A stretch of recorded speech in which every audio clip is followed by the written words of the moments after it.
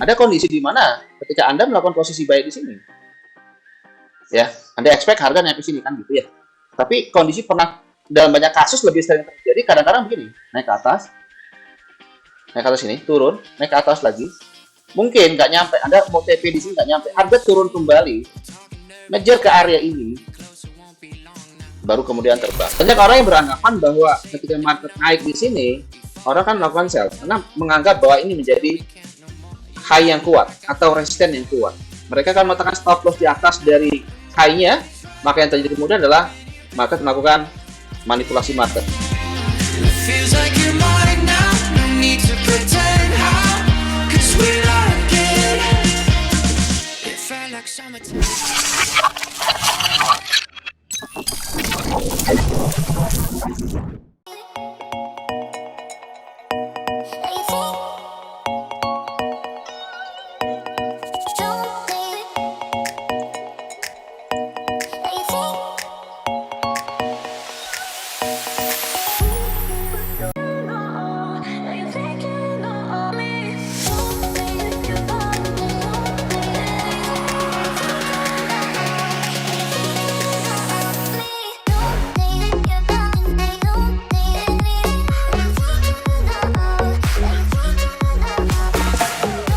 Oke, kita live lagi di YouTube. Semoga nggak ada Capek masalah dikerjain ya. investasi Tadi bodong? kayaknya ada Makanya trading forex di MIFX legal, bisa trading mulai dari 0,01 lot, biaya transparan, no tipu-tipu. Di MIFX trading aman semudah itu. ya. Oke, suara saya kedengeran ya. Tes 1 2 3, halo tes. Selamat datang. Oke. Selamat datang Om Robert. Nah, ini salah satu member saya dari Malaysia, Om Robert. Lumayan aktif ya, follow saya. Thank you Om Robert sudah hadir.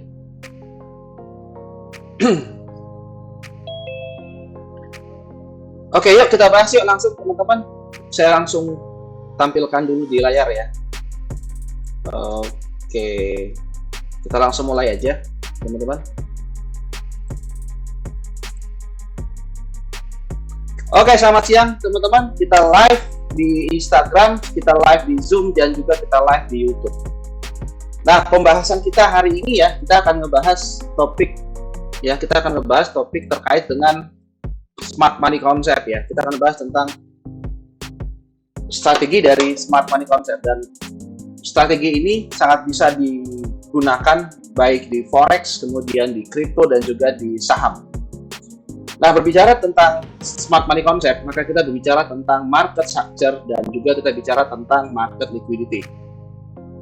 Jadi, kalau kita teman-teman sudah pernah belajar menggunakan market structure, maka saya pikir smart money concept ini akan sangat cocok sekali untuk teman-teman gunakan, dan bahkan teman-teman bisa kombinasikan strategi ini dengan seperti menggunakan Bollinger Band Moving Average, atau Anda bisa gunakan Moving Average, menggunakan EMA 21, 34, dan 90, atau mungkin teman-teman bisa tambahkan dengan periode yang teman-teman gunakan saat sekarang ya.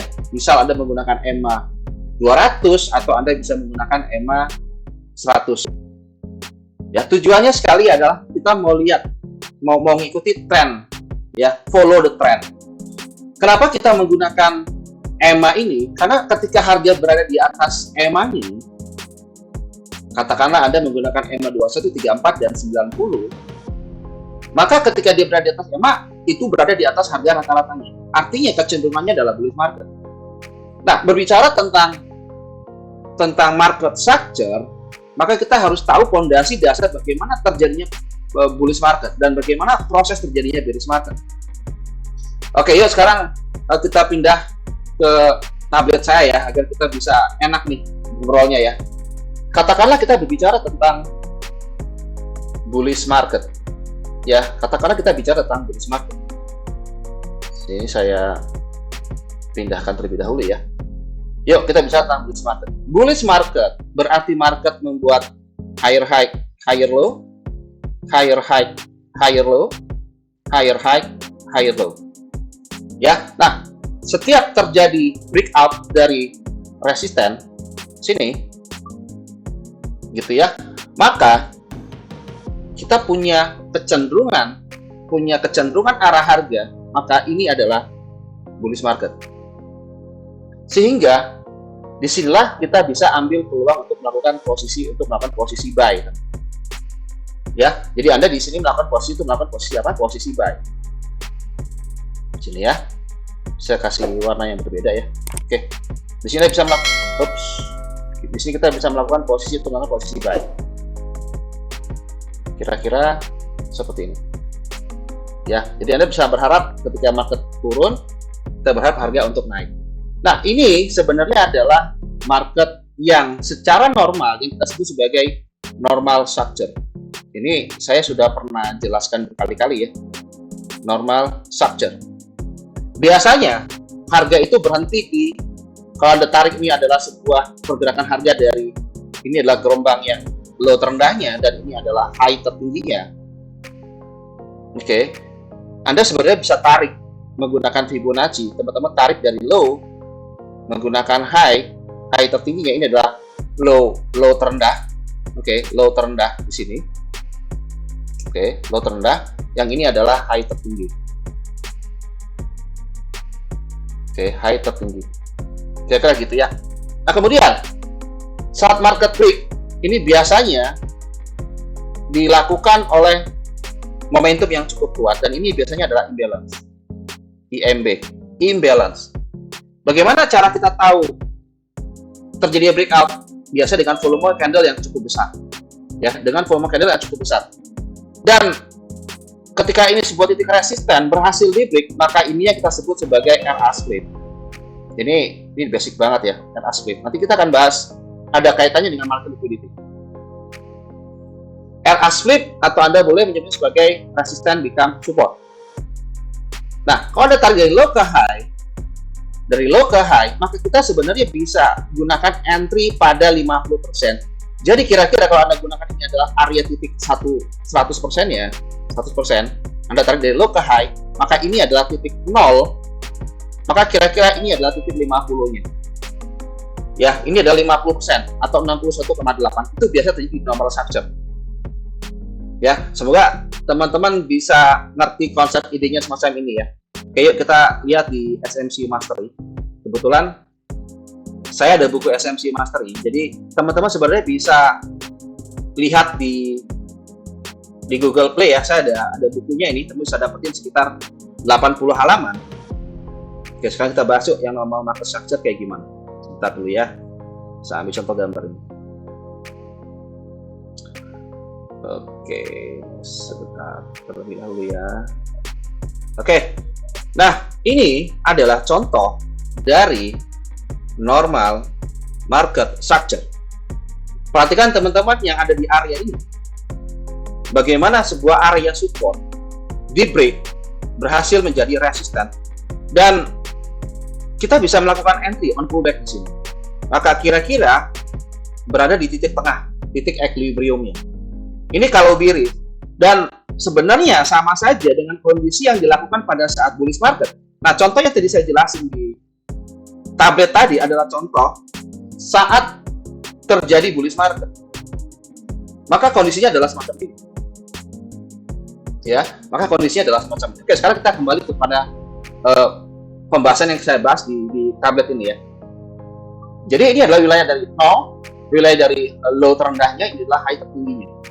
Dan biasanya terjadi break oleh imbalance. Imbalance biasanya dengan volume candle yang cukup besar.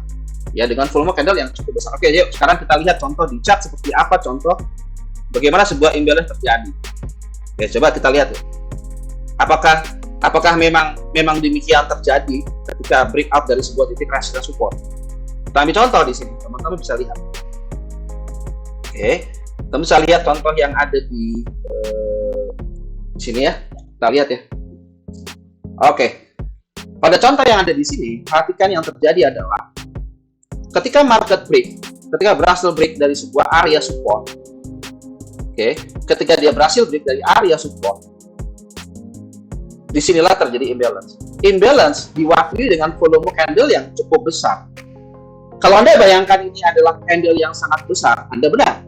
Ya, volumenya sangat besar sekali. Jadi ciri-ciri sebuah imbalance itu ditandai dengan candle yang sangat-sangat besar terjadi. Ini contohnya. Ya. Ini contoh bearish market. Bagaimana dengan kondisi bullish market? Maka polanya adalah pola yang sama. Dan perhatikan, mudah sekali untuk kita tahu ini adalah imbalance. Imbalance ditandai dengan volume candle yang sangat besar, yang dengan kasat mata aja cukup jelas. Contoh di sini. Apakah teman-teman sekarang lihat candle ini lebih kecil dibandingkan yang lain di sini? Tidak ya, justru ini jelas lebih besar. Maka ketika ini lebih besar, kita bisa gunakan ini sebagai sebuah area dari imbalance. Dan perhatikan teman-teman, efek yang terjadi kemudian adalah terjadi pantulan harga. Disinilah kita bisa melakukan posisi buy. Kalau teman-teman menggunakan Fibonacci retracement, Anda tarik dari low ke high, maka kira-kira titik tengah inilah yang tadi saya maksud sebagai normal market structure.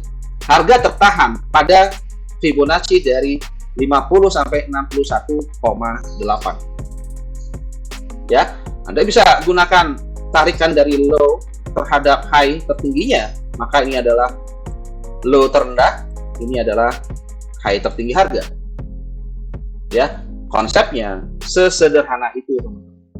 Ini adalah strategi yang sangat-sangat lama digunakan, ya. Dulu saat saya belajar menggunakan support resisten, saya menggunakan teknik klasik CSR 100, dan ini adalah konsep dari CSR 100. Ya, polanya adalah resisten di break menjadi support. Sekarang kita kembali kepada ilustrasi yang tadi saya jelasin tabet ya. Oke, kita kembali ke sini. Oke. Kalau tadi teman-teman sudah lihat bahwa area ini titik adalah kita gunakan sebagai titik low-nya, dan ini adalah high tertinggi, low ke high.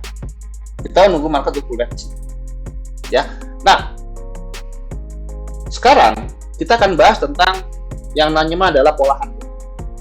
Kalau teman-teman tahu konsep setiap terjadi breakout, katakanlah resisten di break become support semacam ini,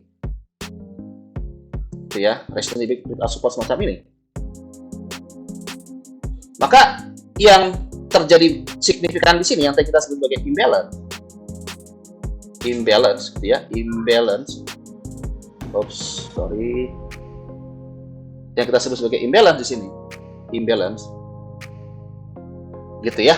Maka setiap dia break dari sebuah titik resisten, ini akan membuat pola harga, membuat pola A di situ. Ini adalah pola B. Oke ya. Nah, ini kita sebut sebagai impulse move. Kalau teman-teman tahu konsepnya Elliott wave, maka itu sebenarnya adalah Elliott wave. Ya, impulse move yang terjadi. Ini adalah imbalance. Imbalance selalu diwakili dengan sebuah pergerakan yang signifikan. Kemudian market turun, maka ini adalah gelombang B, gelombang C. B ke C. Maka ini gelombang impulse move, dan ini yang terjadi koreksi ini kita sebut sebagai correction move.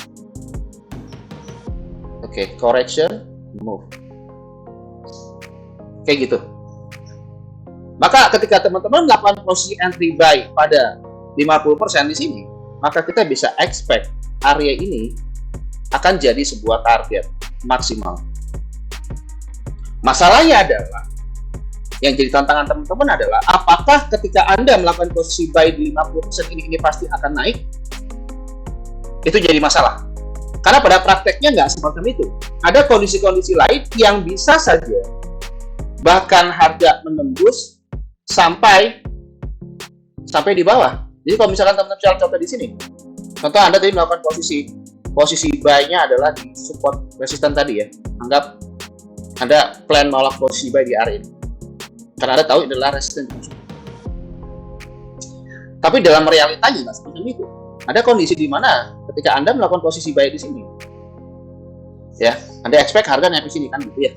Tapi kondisi pernah dalam banyak kasus lebih sering terjadi, kadang-kadang begini, naik ke atas sini, turun, naik ke atas lagi, mungkin nggak nyampe, Anda mau TP di sini nggak nyampe, harga turun kembali, ngejar ke area ini, baru kemudian terbang. Di sini teman-teman pernah ngalami kejadian semacam ini nggak di market? Tolong ketik di komen atau teman-teman yang ada di IG, pernah ngalami kejadian yang semacam ini nggak? Sering nggak ngalamin kayak gitu? Sering nggak ngalamin kayak gitu, teman-teman? Sering banget ya? Bener nggak? Sering banget kan ya? Nah, ini adalah normal. Oke, ini adalah normal market structure. Yang ini, kalau Anda gunakan ini adalah titik low-nya, ini adalah titik high tertingginya, maka ini sama, ini adalah titik low-nya. Oke, ini sama, equal, sama persis ya. Ini hanya variasi doang yang berbeda. Sedangkan yang ini adalah titik high, ini juga high.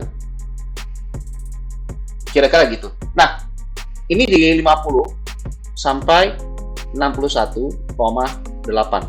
Sedangkan di sini, harga bisa saja. Ini adalah low terendah. Oke, low terendah. Di sini. Sudah. Nah, wilayah di tengah-tengah ini, yang wilayah antara titik low terendahnya di sini, ini adalah wilayah dari 100%-nya. 100% retracement di situ. Dan ini adalah wilayah dari 78, maka teman-teman harus antisipasi in case kejadian skenario kejadiannya kalau saya sebut sebagai sebuah pola jenis yang pertama, ini adalah jenis yang kedua.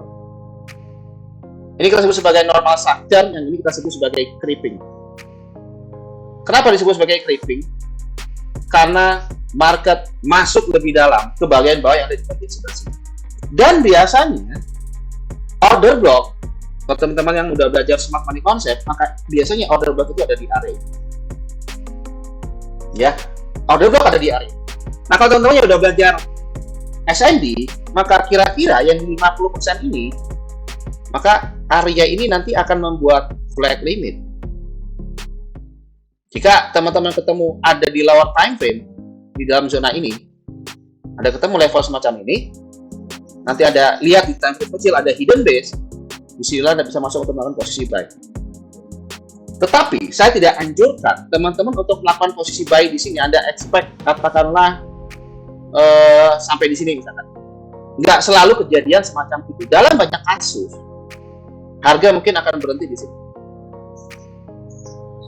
Ini yang terjadi. Kalau Anda melakukan posisi buy di sini, Anda expect di atas, maka kalau Anda tahan sampai high tertinggi, harga bisa saja berhenti di sini.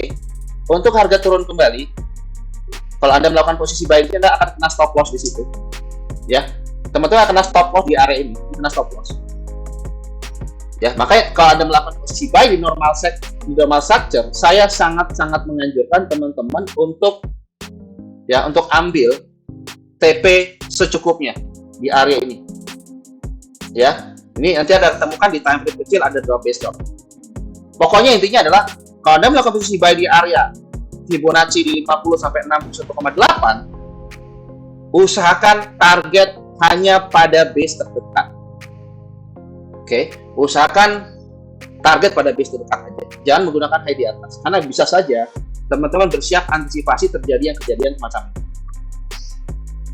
Ya, nah ini bisa banget terjadi, sangat bisa banget terjadi di market, gitu ya. Nah, kita bisa menunggu market pada normal market dari market structure ini. Anda boleh menggunakan normal structure, tapi saya sangat menganjurkan teman-teman ambil di creeping setup. Ya, ini adalah setup favorit saya sebenarnya. Kalau saya mau pilih satu atau dua, maka saya biasa akan pilih yang creeping setup. Nah, kenapa saya lebih memilih yang dua ini? Ini masih berkaitan nanti dengan market liquidity yang saya akan jelasin nanti tadi. Oke, sekarang kita kembali ke langsung ke laptop ya. Oke, ya kita bahas contoh di sini. Oke, sekarang teman-teman tadi sudah saya jelasin bahwa jenis dari market structure itu adalah normal structure, normal structure, dan bisa saja terjadi yang kita sebut sebagai creeping setup. Ini dia. Oke, ini adalah normal jenis dari market structure yang secara normal, gitu ya. Tapi ada kondisi-kondisi yang kita sebut sebagai blow off setup. Nah, ini yang terjadi. Ya, market itu terjadinya itu berada pada area titik bagian tertingginya, teman-teman. Kalau Anda lihat di sini, oke, ini saya gedein ya, teman-teman yang ada di IG biar kelihatan ya. Sebentar, saya deketin terlebih dahulu. Oke, saya deketin teman-teman. Semoga kelihatan. Yes. Nah, ini adalah jenis dari clipping setup. Ya, jenis dari clipping setup. Biasanya berada di 78,6. Ya, di 78,6. Jadi, kalau Anda sebut ini sebagai teman-teman yang udah pakai supply demand, maka ini kira-kira adalah drop. Oke, sorry sebentar. Ini adalah drop, ya, drop di sini, drop, rally, base, drop. Oke, teman-teman sudah familiar dengan area ini? Yes, Anda boleh sebut ini sebagai FTR. Ya, Anda boleh sebut sebagai FTR. Tapi hati-hati, ada FTR yang juga manipulasi. Itu yang namanya inducement. Tapi saya belum jelasin tentang inducement dulu, saya jelasinnya basic dulu.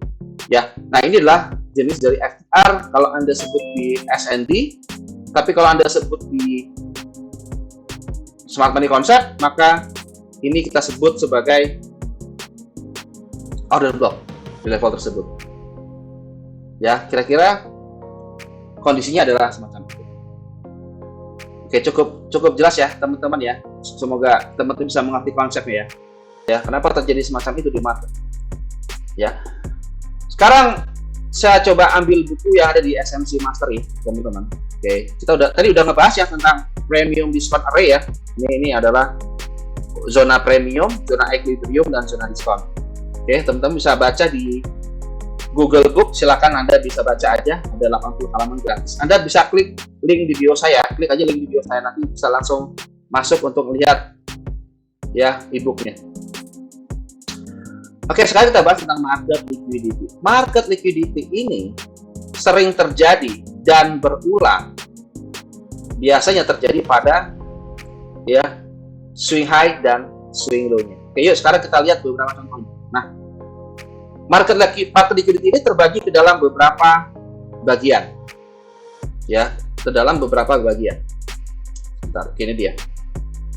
Saya gedein biar teman-teman bisa lihat yang ada di IG ya. Saya digedein dulu ya. Oke, semoga kelihatan teman-teman. Semoga kelihatan. Yang pertama, ini adalah trendline liquidity. Jadi Anda akan lihat ini adalah sebuah trendline. Oke, trendline membuat lower high, lower low, lower high, lower low. Jadi kita bisa hubungkan lower high-nya. Maka disinilah orang akan menganggap bahwa terjadinya ya sebuah breakout, terjadi breakout di sini. Ya, terjadi breakout karena berhasil break. Jadi asumsi ketika ini turun, asumsi akan naik. Asumsi akan naik semacam itu dan ini kembali turun. Jadi ini adalah jenis dari trendline high. Jadi ini terjadi false break. Ya, ini terjadi false break di area ini. Gitu ya. Oke, kemudian berikutnya out high. Out high berarti adalah titik resisten ketika harga mencoba untuk melakukan kenaikan dan harga memang berhasil break dari resistennya, tapi kemudian harga kembali turun. Ini adalah out high. Equal high, polanya mirip, tetapi ini melibatkan resisten 1, resisten 2. Semakin banyak nanti resisten di sini, kalau nanti lihat lagi di sini ada resisten lagi ya.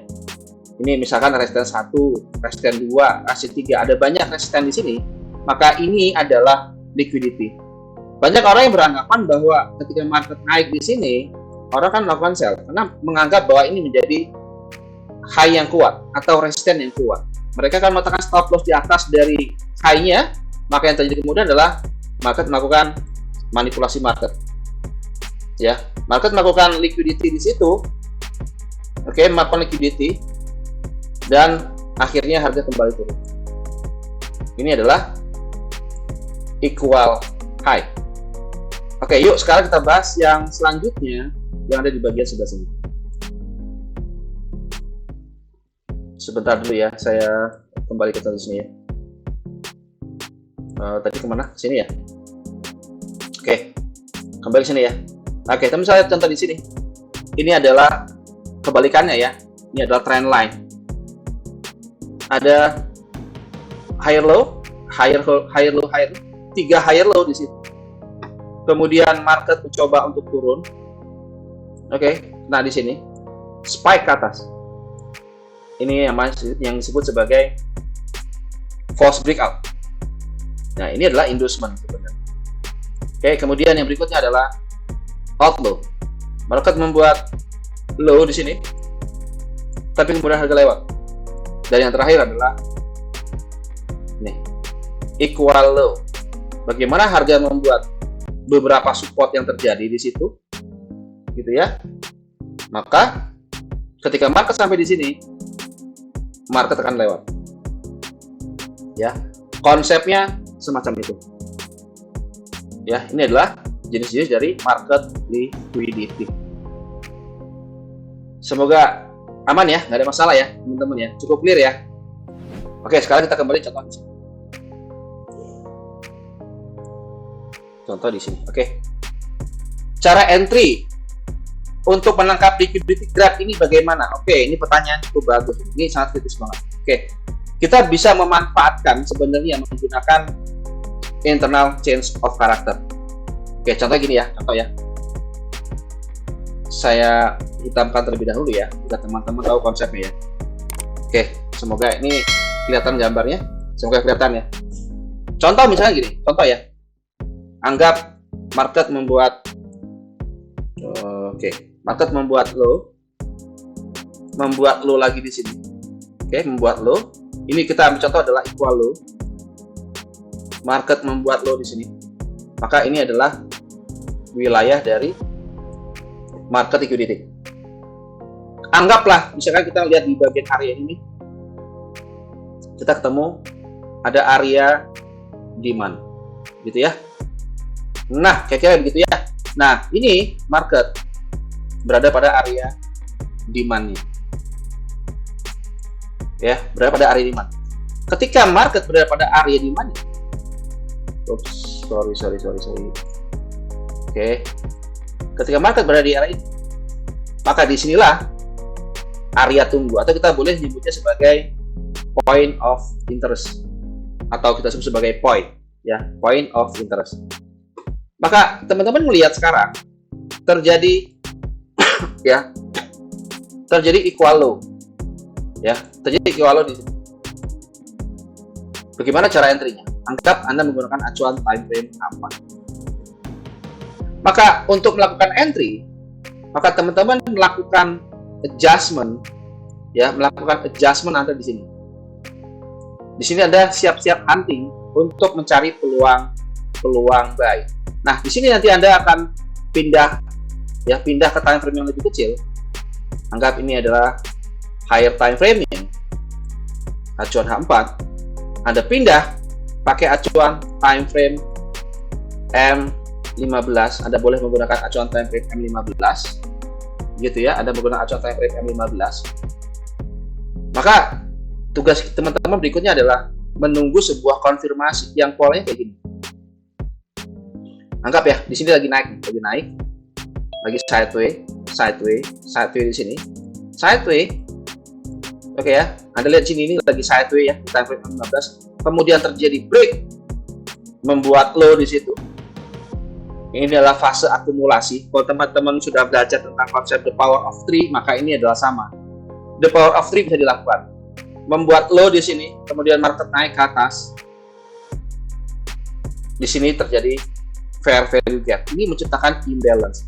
Nah, kalau Anda gunakan ini sebagai area levelnya, maka sekarang kita melihat. Sorry sebentar. Nggak mau ya? Oh, oke. Oke. Agak sedikit aneh nih. Oke.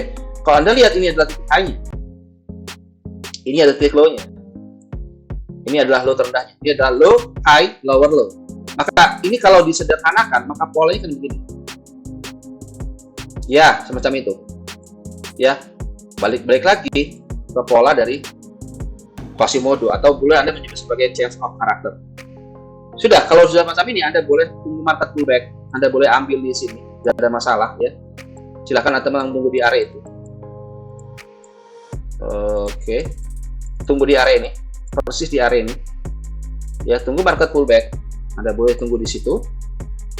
Atau mungkin Anda bisa tunggu, lihat ini ada area demand ke sini, nggak ada masalah, Anda bisa buy.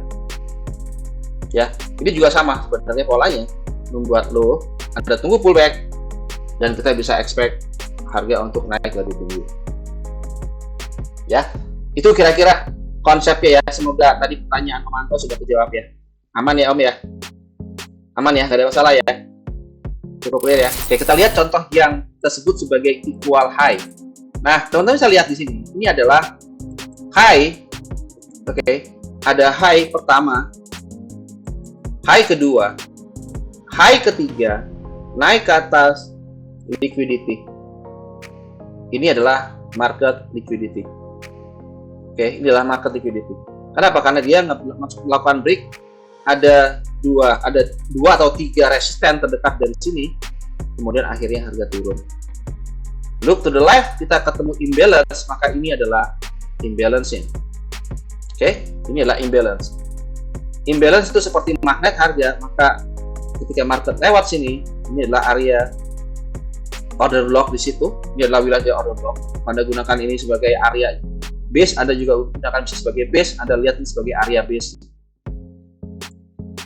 Ya, seperti itu ya. Apa definisi market liquidity? Oke, pertanyaannya apa definisi market liquidity? Oke, cukup menarik. Market liquidity, kita bahas ya, market liquidity. Jadi, market liquidity ini sendiri adalah merupakan manipulasi market. Ya. Nah, kalau diterjemahkan dengan bahasa sederhananya, ini kalau kita bicara bahasa yang sederhana, market liquidity itu adalah mengacu pada ketersediaan dan kemampuan untuk membeli dan menjual aset dengan cepat dan mudah dan tanpa signifikan mempengaruhi harga pasar.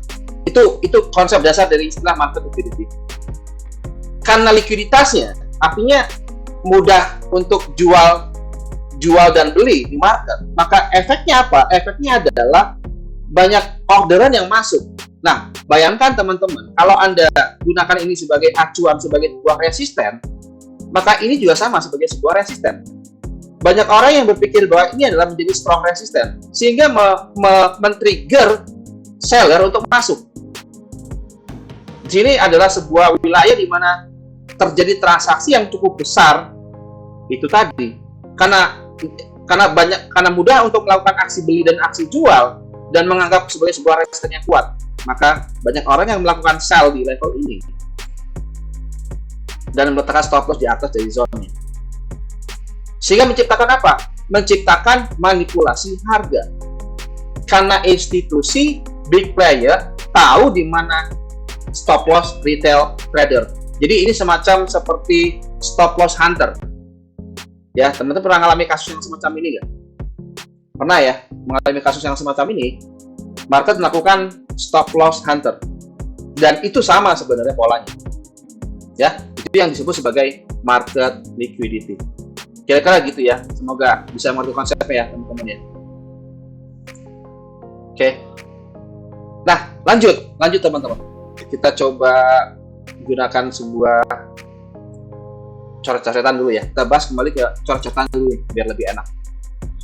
Oke, jadi market liquidity ini sendiri terjadi pada high dan low-nya. Nah, high dan low bukan hanya terjadi pada high tertinggi dan low terendahnya, juga terjadi pada internal high dan internal low. Maksudnya gimana? Maksudnya begini. Kalau kita berbicara tentang normal atau simple structure semacam ini, anggap ini adalah structure yang secara normal. Dan ketika Anda lihat di acuan time frame H4, maka iya ini adalah bullish market. Ya, HTF higher time frame. Oh, sorry sebentar. Saya hapus dulu ya. Oke. Ini adalah higher time frame H4 ya. Higher time frame H4.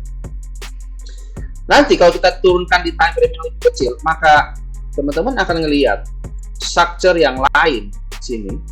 Market membuat Sebentar dulu ya, sebentar. Oke, market membuat semacam ini, membuat high, membuat gelombang-gelombang kecil gitu ya. Anda lihat ada gelombang-gelombang kecil semacam ini. Oke, ini adalah konsep sebuah gelombang harga. Kalau teman-teman tahu konsepnya Elliott Wave, maka ini mirip seperti Elliott Wave. Di dalam gelombang besar, nih, dalam gelombang besar, katakanlah sebuah titik resisten di break semacam itu, kita akan melihat ada gelombang-gelombang yang lebih kecil.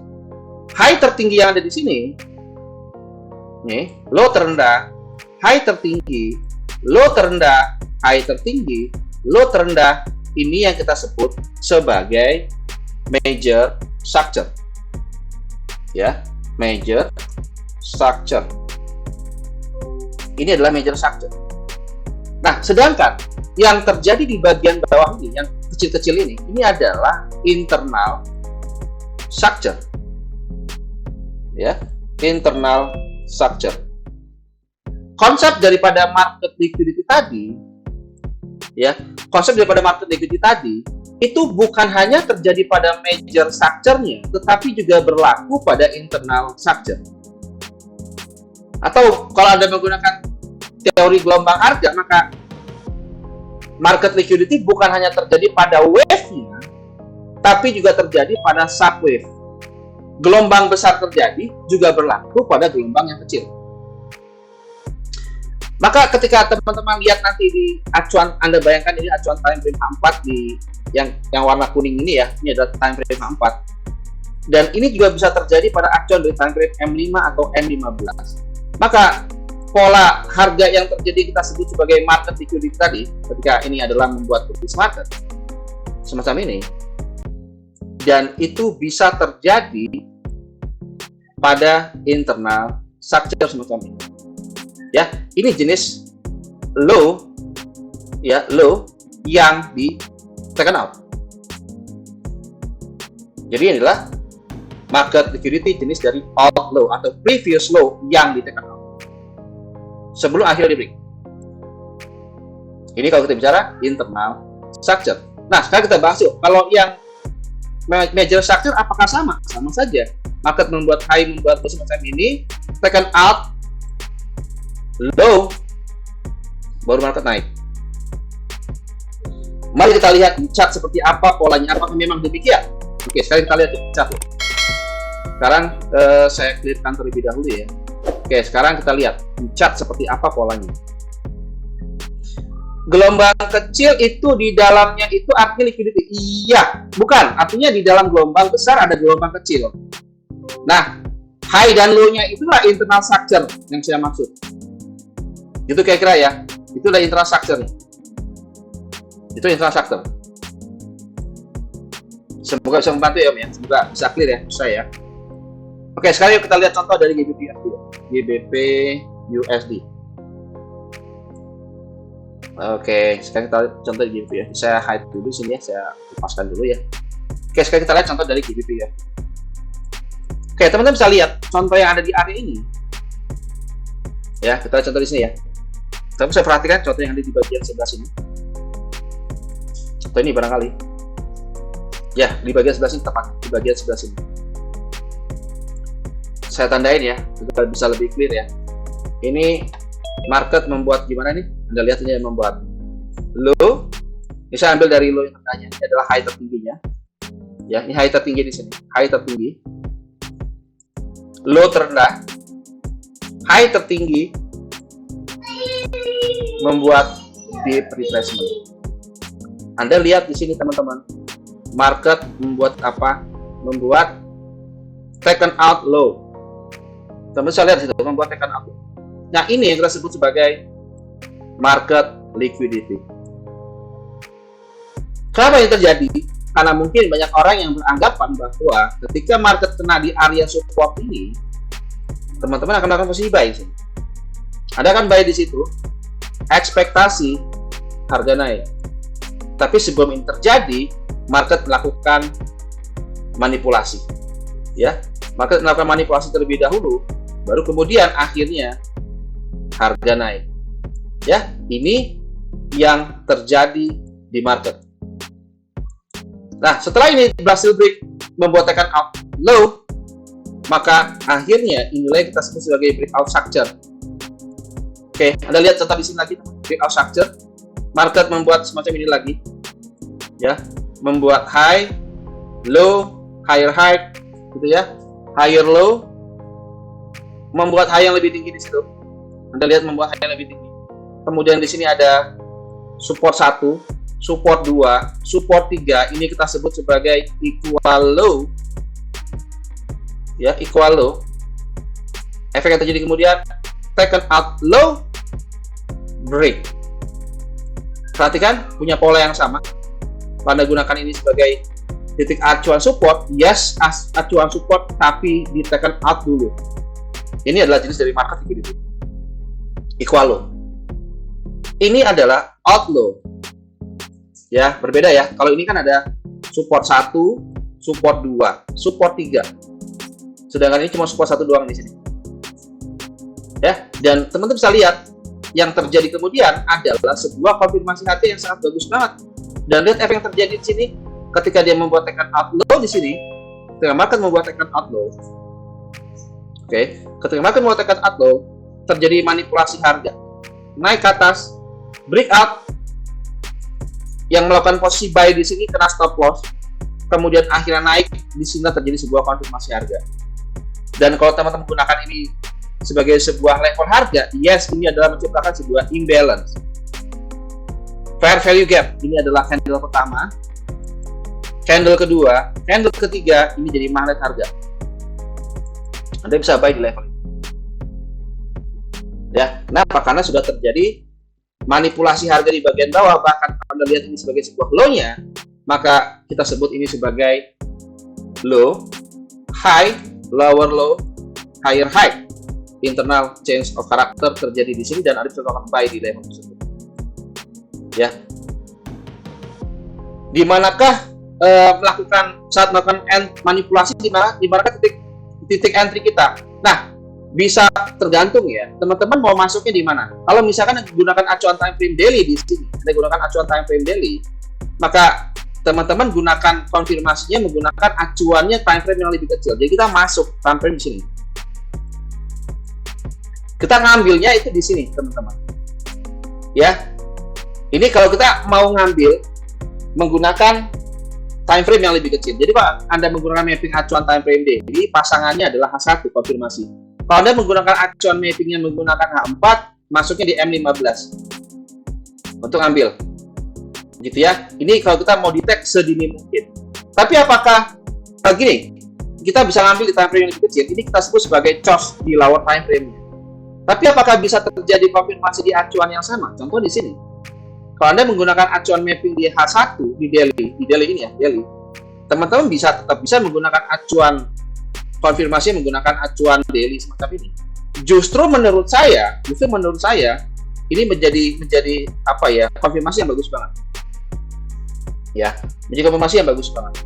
Tapi kalau teman-teman mau ngambil sedini mungkin atau dapetin sejak awal, maka kita bisa refund ke time frame yang lebih kecil. Oke, sekarang ya kita lihat di time frame yang lebih kecil kayak gimana konfirmasi harganya. Oke, sekarang kita lihat. Kalau Anda gunakan di area ini, nih. Oke, kita bisa masuk di sini ya. Anda bisa perhatikannya di bagian sebelah sini. Oke. Nah, di sini belum ada imbalance yang terjadi di sini ya. Jadi saya tidak melihat adanya imbalance. Ya, pastikan kalau Anda menggunakan acuan time frame H1, Anda pastikan ada kayak gini misalnya, semacam ini. Jadi kalau misalkan di sini tidak ada candle bullish yang besar, maka ini bukan signal yang bagus. Nah, teman-teman bisa lihat, kalau saya pakai acuan ini sebagai saya mau langsung ngambil dekat ya dari sini. Apakah saya menemukan ada candle bullish yang besar yang sebanding dengan candle ini? Saya nggak melihat di sini, nggak ada sama sekali. Jadi kalau kita bicara ini konfirmasi yang bagus, ini kurang bagus menurut saya. Ini kurang bagus. Tapi kalau Anda mau lihat konfirmasi yang terjadi yang signifikan, berarti ini adalah yang ini. Nah, signifikan itu terjadi di sini. Maka sebenarnya kalau Anda mau menggunakan acuan entry levelnya, maka saya pikir area inilah sebenarnya sebagai entry level. Ini dengan asumsi di bagian bawah ini nggak ada yang signifikan. Karena syarat terjadinya sebuah konfirmasi, dia harus menciptakan sebuah strong imbalance juga di time frame kecil. Ya, selama dia nggak ada strong imbalance ya kurang kuat sih. Ya, jadi seperti itu ya caranya untuk melakukan sebuah konfirmasi harga. Cukup clear ya, semoga membantu ya teman-teman. Oke, kita lihat contoh sih yuk. Nah, ini adalah sebuah konfirmasi yang menurut saya sangat bagus banget. Perhatikan contoh yang ada di bagian sebelah sini. Market membuat low, membuat lower high, membuat lower low, lalu membuat higher high. Oke, di sini market melakukan breakout. Ya. Nah, cuma masalahnya mungkin kalau Anda lihat di acuan time frame 4 ini CD doang. Yuk kita lihat di time frame yang kecil nih, M15. Apakah kita dapetin zone entry-nya?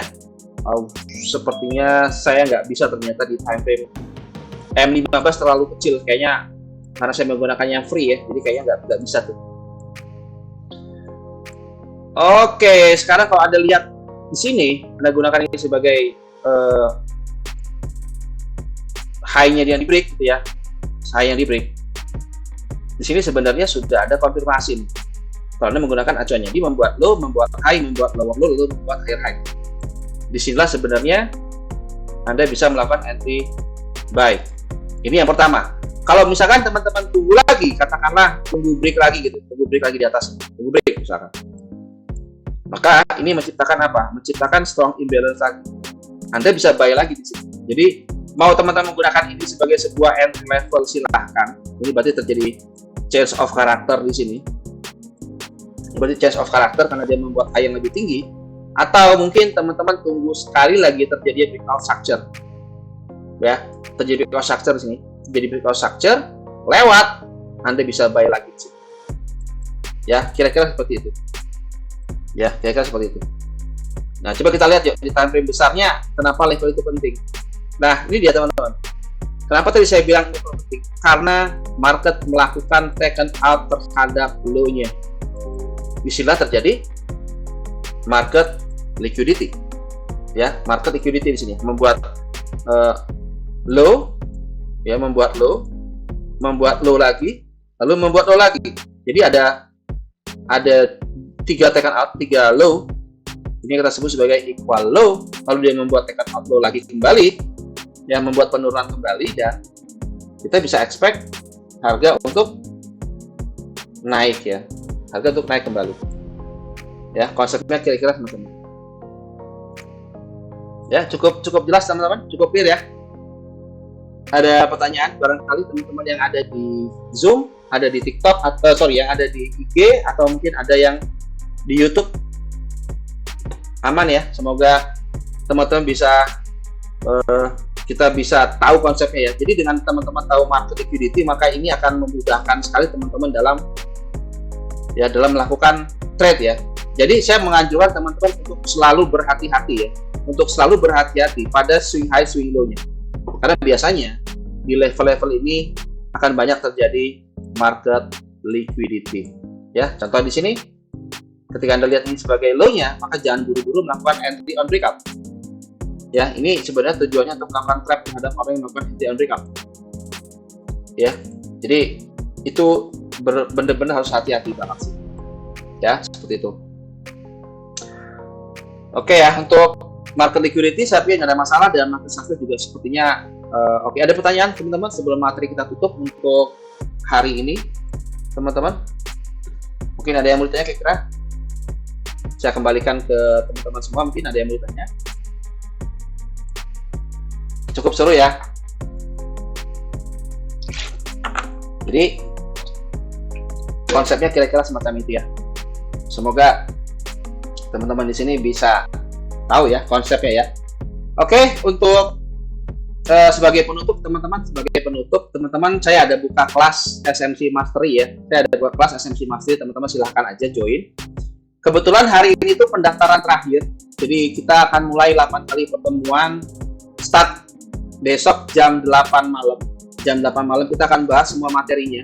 Kita akan bahas tentang market liquidity, kita akan bahas tentang imbalance, New York session, strategi strategi khususnya untuk menggunakan scalping, menggunakan time analysis, menggunakan New York London Kill Zone, dan Anda bisa dapetin 3 ebook gratis termasuk yang SMC Mastery.